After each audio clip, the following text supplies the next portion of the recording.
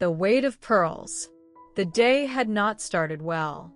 Elise had been in a sour mood and had slapped Agnes twice on the cheek and once on the arm. Agnes endured it as best she could.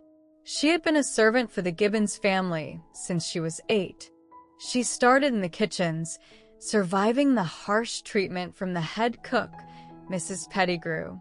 Her resilience eventually led to her promotion to housemaid, where she spent most of her time cleaning out fireplaces and sweeping endless hallways. Eventually, she was granted the prestigious title of personal maid to Miss Elise Gibbons. Elise had other attendants as well. There was Beatrice, who was trained in the delicate arts of hairdressing and styling and tended to Elise's every beauty need. Then there was Sarah, more of a companion, hired to entertain Elise and keep her company. They often spent time gossiping and sharing secrets, leaving Agnes to handle the less glamorous tasks. Agnes's duties weren't anything fancy. Cleaning up spills, fetching water, and taking care of Elise's needs when no one else would. Yet, despite the drudgery, there was one thing she secretly enjoyed: wearing Elise's pearl necklace. Elise had been given the necklace by a wealthy family friend, Mr. Wainwright, for her 16th birthday. The pearls were a marvel, perfectly round, with a soft sheen that caught the light just right. When Elise wore them, the necklace curved gracefully around her neck, a symbol of her status and charm. Agnes had seen her wear it just once, on a night when she was preparing for a ball, surrounded by Beatrice's fussing and Sarah's chatter. Elise had looked radiant, like she belonged in a painting.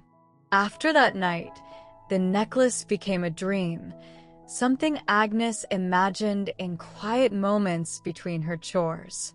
Life returned to its usual routine: cleaning, serving, and being invisible.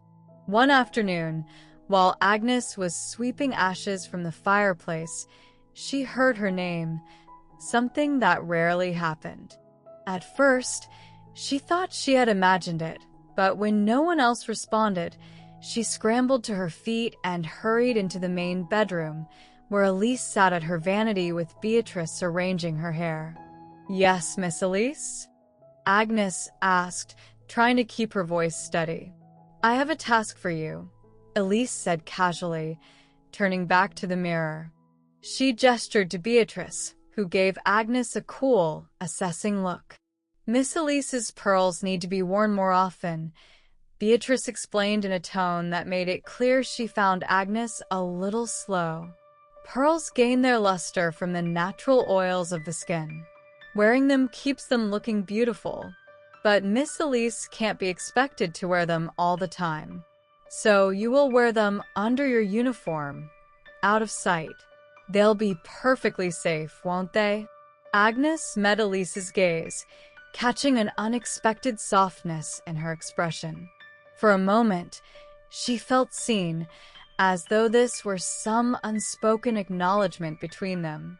"You'd be doing me a favor, Agnes," Elise added, her voice gentle in a way that took Agnes by surprise. "Yes, Miss Elise," Agnes agreed, bowing her head.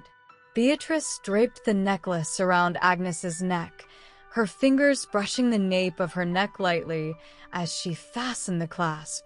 The cool pearls settled against her skin, hidden beneath her high-collared uniform, yet their presence made her feel different. As she tucked the pearls beneath the fabric, she couldn't shake the strange, secret thrill of it. That night, as Agnes lay in her small attic room, she couldn't sleep.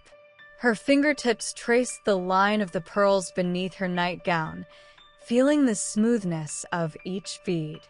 The moonlight streamed through the tiny window, and she felt a rush of boldness, a sense that something extraordinary should happen while she wore such a beautiful object.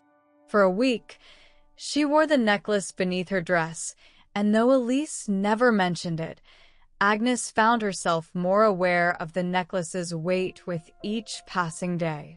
She began to imagine what it might be like for Elise to acknowledge her in some way, truly see her. One night, unable to bear the quiet yearning any longer, Agnes crept down the stairs, leaving the attic behind. The hallways were dark and silent, save for the soft rustle of her footsteps on the plush carpet. She reached Elise's bedroom door, her heart pounding wildly in her chest. This was reckless, foolish, but she wanted, for once, to be more than just the invisible servant. Without giving herself a chance to reconsider, she pushed open the door. Elise stood near her window, dressed in her nightgown, her silhouette framed by the dim moonlight.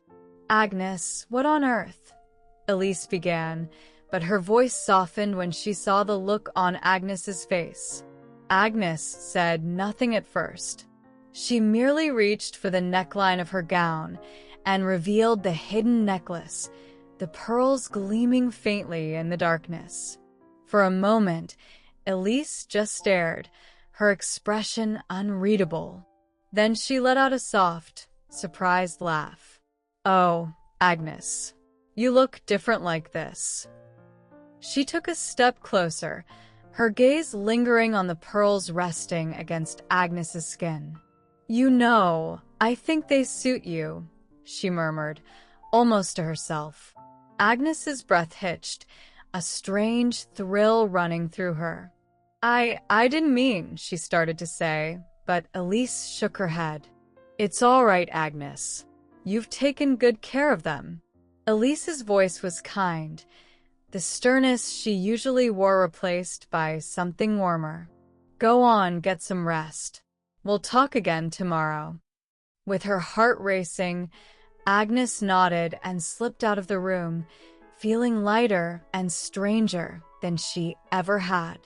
As she made her way back to her attic bed, she knew she would never forget the way Elise had looked at her, as if, for a moment, she had truly seen her.